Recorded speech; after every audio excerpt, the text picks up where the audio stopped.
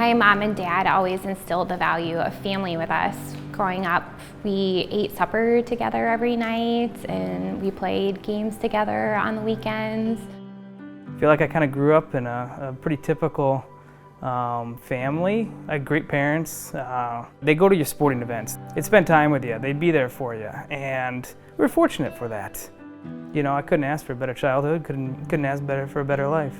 Before March 8, 2009, I was happily married to my wife for over 31 years. And you know, you think you have a good life and everything's going good, and then your life can change just like that. My family was coming down to celebrate my 25th birthday, and they didn't make it. It was a Sunday, and my wife and my mom and my youngest son went to church, and after church we decided to come down and see my daughter to celebrate her birthday the next day. The weather was fine to start off with, and I had called my mom to let her know that it had started snowing in Ankeny and just to be careful for the roads, and she told me that the weather was fine where they were. And all of a sudden it was just rain, sleet, and snow all at once. It only lasted 10 minutes.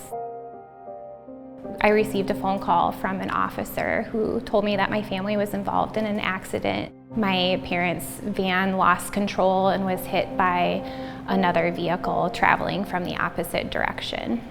My mom and my grandma didn't make it, and my dad and my brother were on their way to the hospital, and they were in serious condition. Both Dallas and Seth had severe brain injuries when they arrived. Both were unconscious.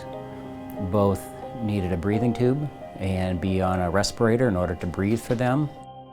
When we finally had things stable enough that I could bring family back, I got to meet Elizabeth for the first time. It really struck me that she was not much older than my own daughters. Seeing them for the first time was really hard because they were both hooked up to life support. Being in the hospital, you know, touch and go, didn't know if they were going to make it. I mean, I remember them getting pneumonia, and then having to see that breathing machine and it shaking all over. And then, you know, my brother's fluttering in and out of brain dead. You know, we had no idea what the next day was going to bring and what the next potential illness was going to be. Over the course of time, as we're caring for people in the hospital, in the intensive care unit, we get to know the family members well and learn more about the situation, learn more about what they're going through, try to help them with the reality of the situation, try to help them with planning of what are the next steps.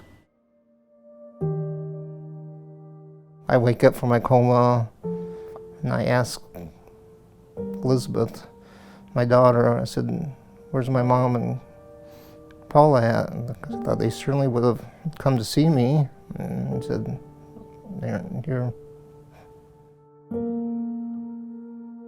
My life has totally changed.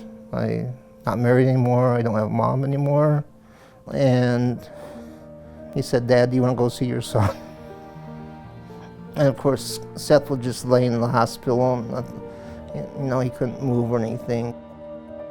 It was hard seeing your son like that, not being responsive, not being able to talk to you. When we were in the ICU, I hadn't slept for several days, and the first night that I slept, I had a dream. My mom used to sing a song to me when I was a little girl, and I dreamt that my mom was rubbing my back and singing me this song, and my grandma was holding my hand, and I just felt like everything was going to be okay. And whenever I felt really sad, I would just think about that dream. I woke up on a Friday, and then on Monday, they brought us by ambulance to On With Life. Seth and I both made the trip in the back of an ambulance. My brother and dad were both admitted on the same day, and it was actually my brother's 18th birthday. So the night before he was admitted, I came and I hung streamers up on his door and bought him a bunch of balloons. And one of the CNAs, Alyssa, was there, and she really provided me with a lot of comfort. It was very personal for me, My brother had sustained a traumatic brain injury and was around the same age as Seth. Elizabeth, his sister, and I were close to the same age. And so I remember during the admission a lot of questions, a lot of raw emotion. They were a family in pain, and we had to do our best to serve Dallas and Seth, but we really had to help take care of that family too. This makes you realize what's important to you in life, and my kids are the most important thing in my life. Without them, I couldn't have made it. It's those little things that will take you from despair to joy. You know, the guy loves Diet Coke. They didn't want me to have Diet Coke here out in White because I'm afraid I'd aspirate or something. Yeah, nurses would probably kill me if they told him this, but Kyle would smuggle me in some Diet Coke once in a while. they'd just drive my sister nuts because like, Dad's gonna die because he's choking on Pop. I said, you gotta give somebody a little piece of optimism to get through. And so that's, you know, it's those little things. I don't remember waking up, but like, I guess I kept on asking where my mom was. They kept on telling me Mom was killed in a car accident along with my grandma, and I couldn't remember her. Seth was shy and scared.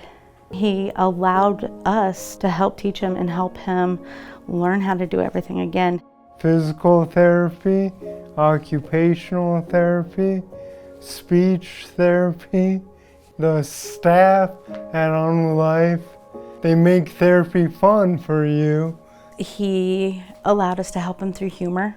You can always give them a hard time as long as they know you're joking.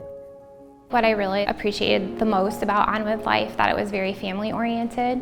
The professionalism, the compassion, the care from the transporters, the therapists, the administration, just top shelf in my book.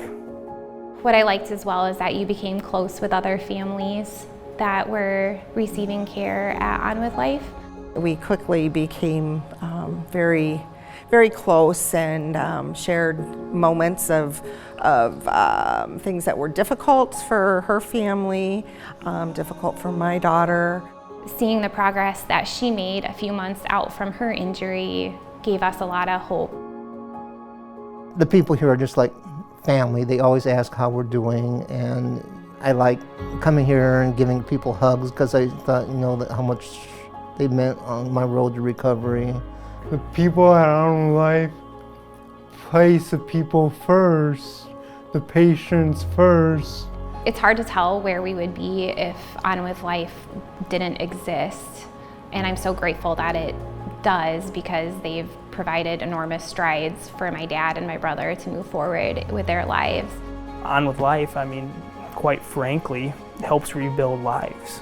And so I think without that ability, without the funding, without the organization, I think there'd be a little bit less optimism in the world because you wouldn't see people start reaching their potential. If On With Life wasn't here, I would still be in a wheelchair or with a walker or a cane. I feel like there are a lot of people who think in black and white in regards to brain injuries. For sure, your loved ones are going to have deficits in these areas, but On With Life is able to provide more possibilities for overcoming or managing those deficits. I went to a local place to get him some physical therapy, and they're like, oh, he's never going to walk again. I thought, oh, bullshit, you know, we don't know if your dad's ever going to work again. He worked another 10 years. I was told I wasn't gonna be able to drive again. That just pushed me more to get better, and I did it, and I got my license. I met a beautiful lady. We got married on Valentine's Day. I thought that would be a good romantic thing, and an easy day. And I think that's what On With Life helps do, is they help somebody go from being in a bad situation to providing that optimism along the way. Seeing them make that recovery where they're truly independent, living happy, meaningful lives, that's something that is priceless. On With Life does an amazing job, and I'm so grateful that they're in our community. It's not a number, it's not a graph, it's a person with an injury, and everybody is invested in that person's care. You're one big family from the day that they come in to the tears of graduation. What really helped pull us through was just that we received so much love from people that we didn't even know.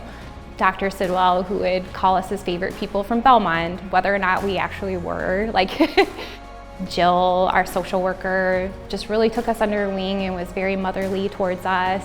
Tanya was wonderful. Alyssa was like so sweet and telling us about her story. They completely opened their hearts and they weren't afraid to cry with us or offer us a hug. I know the Johnsons enrich everybody they meet every day. One thing Elizabeth has done is she has decided to become a neuro nurse after what she experienced here with her dad and particularly with Seth.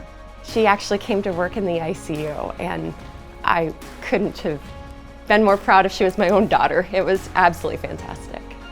I got to be a nurse at On With Life as well as the ICU, and so I got to work alongside a lot of the individuals that help provide care to my family, which was really special. I felt like becoming a nurse too was a way to be closer to my mom. I'm not going to lie and say it's easy, it's not, but I always think, what would Paula do in this situation? And that's what keeps me going. I want to be strong for her, how my wife would have wanted me to be, and my mom too. When I was in my coma, I got to see my mom. She put her hand on my shoulder, told me, "Seth, it's not your time. Don't follow me." And I said, "Okay, Mom, goodbye, I love you." And then I guess I woke up. As I've been through all the stuff I've been through, just kind of made me realize, like, you gotta have fun and just appreciate life every day, and always gotta smile. And I'm always out in public with a big old smile on my face, and you gotta enjoy life.